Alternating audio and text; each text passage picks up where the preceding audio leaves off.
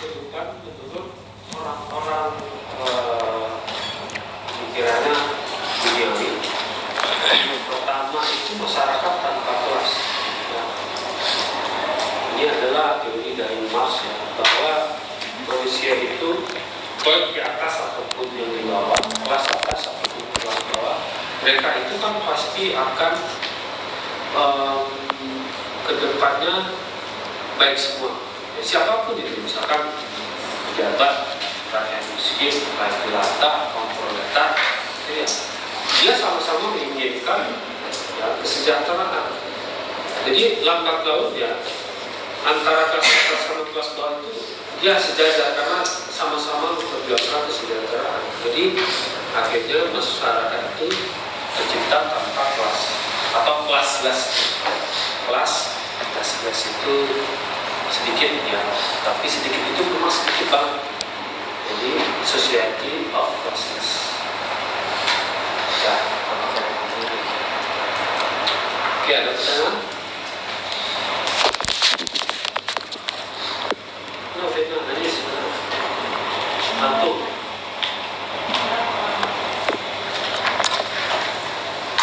Yang kedua, ya, ujung kehidupan manusia itu kehancuran kebudayaan.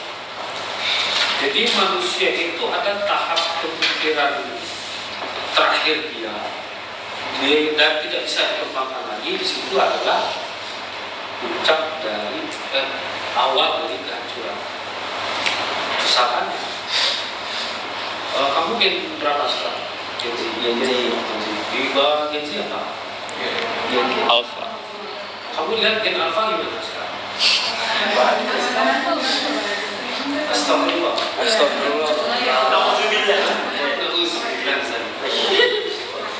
Nah, ketika kamu bilang itu, puncak dari pemikiran manusia itu sudah sampai ke titik paling tinggi.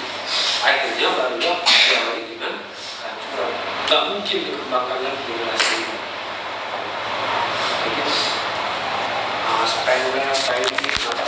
Jadi sekarang itu adalah sudah masuk dalam civilization, di mana manusia itu sudah pada puncak ya, pemikiran tertinggi, dan mereka itu nggak bisa berkembang, tapi diawali dengan kehancuran. Nah, kalau kita lihat ya, civilization sudah terbentuk di wilayah barat ya, mereka itu nggak bisa maju lagi. Mungkin dari sekian kemajuan bidang itu yang maju mungkin bidang apa satu aja itu dua. Karena mereka sudah masuk dalam ya, tahap civilization. Nah, akhirnya mereka sekarang kalau lihat ya kriminalitas itu udah banyak banget. Moral itu udah belakang. Oke. Ya, ada pertanyaan di sini? Nah, yang terakhir, globalisasi. Jadi, teman-teman, untuk pemikiran dunia ini satu ini. Itu beda-beda orang. Cuma saya merangkumnya aja. Ya, rangkum. Nanti ada tugas ya. Nah, saya jelaskan nanti. Nah, globalisasi. Nah, ini yang paling gawat yang saya baca. Bukan paling gawat ya.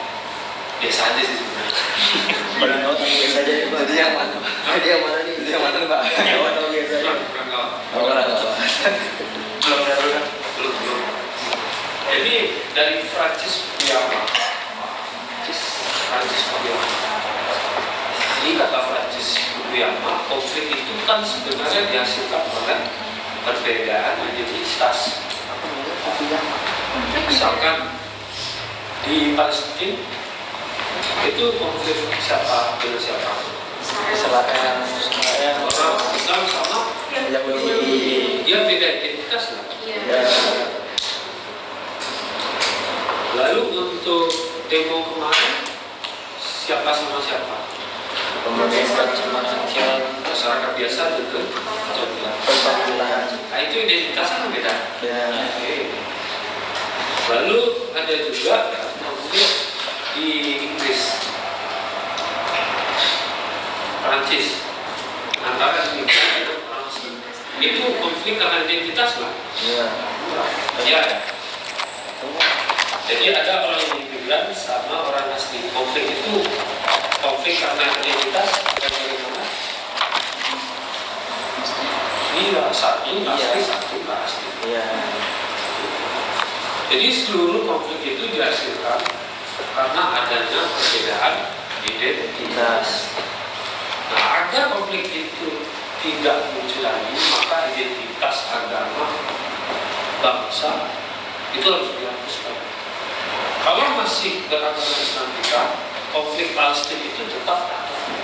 Kalau ada agama Yahudi, konflik Palestina itu tetap ada. Jadi untuk bisa meredam konflik itu, identitas yang ada di dunia itu harus dihapuskan. Jadi agama yang bersifat universal itu adalah globalisasi. Itu kata Prancis Fukuyama. Jadi kalau sampai kamu Islam mau berjalan dengan Islam kan masih ada keraguan, karena kamu punya identitas dan originalnya identitas. Jadi kalau seandainya identitas itu hilang, maka keraguan itu tidak ada dan terjadi komunikasi yang baik. Jadi kalau seandainya identitas itu tercipta dan ada, bahasa Prancis Fukuyama mengatakan bahwa clash of clan, jadi clash antara clan-clan. Jadi kalau seandainya kamu punya identitas, nah itu akan terus ada konflik dari orang.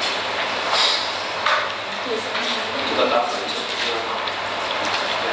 Berarti itu pemikiran kiri ya, Pak? Itu enggak kiri banget. Kalau kiri kan masih ada perjuangan dia untuk masyarakat ya. Identitasnya itu masih ada. Buddhis, terus siapa lagi berada dalam satu satu kelas dia. Tapi dia masih ada identitas dia. Tapi kalau untuk Prancis Fukuyama itu identitas orang sudah ada lagi. Makanya orang-orang Amerika yang mengambil kepercayaan itu, dia akan membentuk new world order. Jadi world order itu kan bentuk tatanan dunia baru. Makanya mungkin saya nggak tahu itu. Untuk konflik Palestina ini kan kita berpikir juga kenapa ini ada terus. Masalah saya kayaknya karena Islam atau yang itu gitu ya. Itu saja disengaja ya dimunculkan agar kita sadar bahwa bukan karena ini, bukan karena Islam ini ada terus gitu. Identitas. Ya, identitas dia mencoba menggaungkan itu, kita sadar bahwa identitas itu yang mengangkat agama lain dan dia menawarkan konsep baru. Nah, itu disebut dengan world order, tatanan baru. Ya, makanya orang-orang kapitalistik dunia itu ya dia menganut paham dari Prancis Fukuyama. Karena untuk kapitalis itu menurut mereka paling baik ya ajarannya dibandingkan hal-hal lain. Karena apa? Kapitalis itu kan membebaskan orang untuk memenuhi kebutuhannya dengan cara mereka pikir. Akan itu baik. Misalkan saya suruh teman-teman semua cari terserah bagaimana cara mencari, penting kamu itu kan baik sih. Jadi Prancis Fukuyama menawarkan hal baru, globalisasi sama kapitalis. Itu berlawanan dengan orang kiri. Dan orang kiri sebenarnya tidak adil, walaupun kita menganggap bahwa dia akan mencapai titik di mana orang kelas bawah itu mendapatkan alat-alat fungsi. Itu kan adil sebenarnya. Nggak boleh hanya orang atas saja, tapi orang bawah terus dapat. Sebenarnya tidak adil juga. Kalau kita lihat beberapa aliran kiri, ya mungkin ada sosialis ya. Kalau untuk orang-orang ini kaya dan miskin bukan salah dari keadaan, tetapi dia sendiri yang membuat seperti itu. Misalkan ya orang miskin karena malas, kan bukan salah, tapi karena dia yang malas. Nah, kalau seperti kita paham dengan komunis, ya, kita pasti menyalahkan orang yang kaya. Setidaknya bagian harta itu ada kepada orang bagian bawah, itu kan salah. Maka kita di situ dia menawarkan keadilan. Siapapun yang memperoleh kekayaan dengan tangan dia sendiri, nggak apa-apa. Kalaupun ada orang di bawah, ya, itu salah dia. Nah, adilnya gitu, orang yang keras terhadap dunia, hasilnya itu. Kalau orang yang terlalu lunak terhadap dunia, ya dia tetap bermanfaat. Itu kan adil. Dia mendapatkan sesuai dengan hasil yang sendiri.